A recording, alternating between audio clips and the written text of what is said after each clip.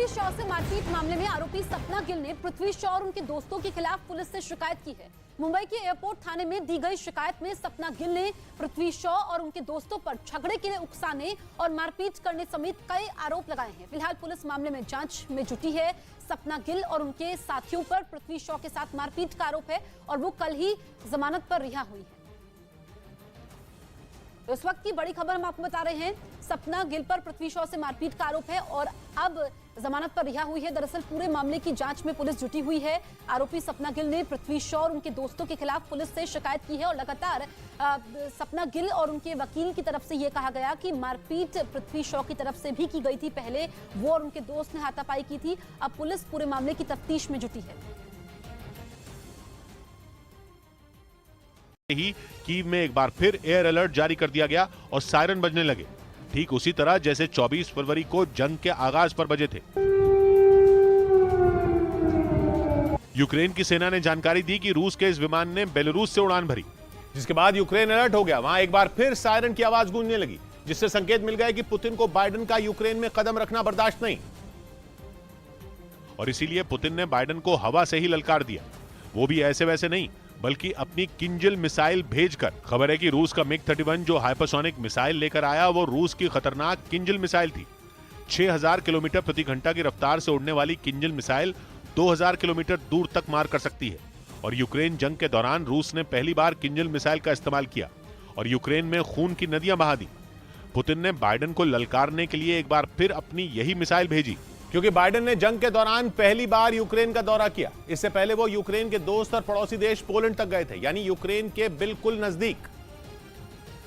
लेकिन इस बार बाइडेन के कदम सीधा यूक्रेन में पड़े, जिसने रूस यूक्रेन जंग की आग में घी डालने का काम किया। वैसे बाइडेन का यूक्रेन जाने का कोई प्लान नहीं था और यूरोप दौरे के दौरान वो पोलैंड जाने वाले थे, लेकिन अचानक उनके कदम राजधानी कीव की ओर मुड़ गए, जिसने दुनिया को चौंका दिया।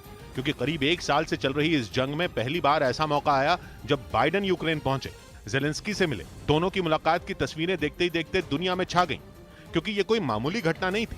बाइडेन ने यूक्रेन जाकर पुतिन की दुखती रग पर हाथ रख दिया, क्योंकि पुतिन नहीं चाहते कि अमेरिका उनके और यूक्रेन के मामले में बोले। उन्होंने एक बार नहीं बल्कि कई बार ये बात अमेरिका को बताई है, लेकिन अमेरिका यूक्रेन की मदद करता रहा।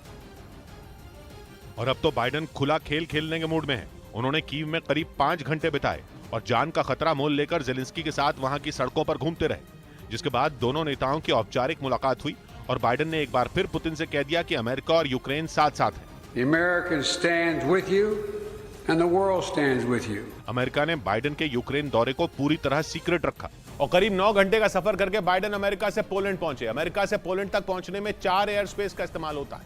पहला अमेरिका, दूसरा यूके, तीसरा जर्मनी और चौथा पोलैंड। बाइडेन ने नेटो की सुरक्षा के कड़े घेरे में सुबह 4:15 बजे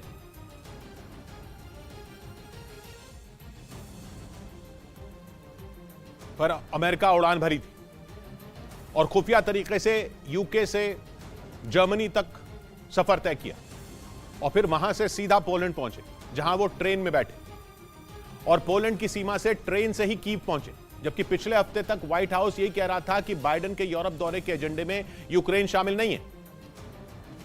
लेकिन पुतिन को चिढ़ाने के लिए बाइडेन यूक्रेन पहुंच गए। वो खाली हाथ नहीं आए, बल्कि उन्होंने ज़ेलेंस्की से कहा कि वो यूक्रेन को हथियारों से पाट देंगे, यानी यूक्रेन की वो मांग पूरी करेंगे जिसके लिए ज़ेलेंस्की कई महीनों से इंतजार कर रहे हैं। खबर है कि बाइडेन ने यूक्रेन को $500 मिलियन यानी करीब 4000 करोड़ रुपए के हथियार देने का वादा किया है। मीडिया से बातचीत के दौरान बाइडेन ने खुद कहा कि वो यूक्रेन को गोला बारूद और तोपें देने वाले हैं। इसके अलावा कुछ और हथियारों पर भी बात हुई जो पहली बार यूक्रेन को मिलने वाले हैं। मतलब 24 फरवरी से पहले यूक्रेन पहुंचकर बाइडेन ने बता दिया कि वो यूक्रेन को हारने नहीं देंगे। भले ही ये जंग उनकी सेना नहीं लड़ेगी, लेकिन उनके हथियारों से लड़ी जाएगी, क्योंकि बात अब बहुत आगे बढ़ चुकी है, जिसकी वजह से दुनिया पर खतरा मंडरा रहा है। क्योंकि 24 फरवरी नजदीक है। बाइडेन ने अपनी चाल चल दी है और अब पुतिन की अगली चाल का इंतजार है।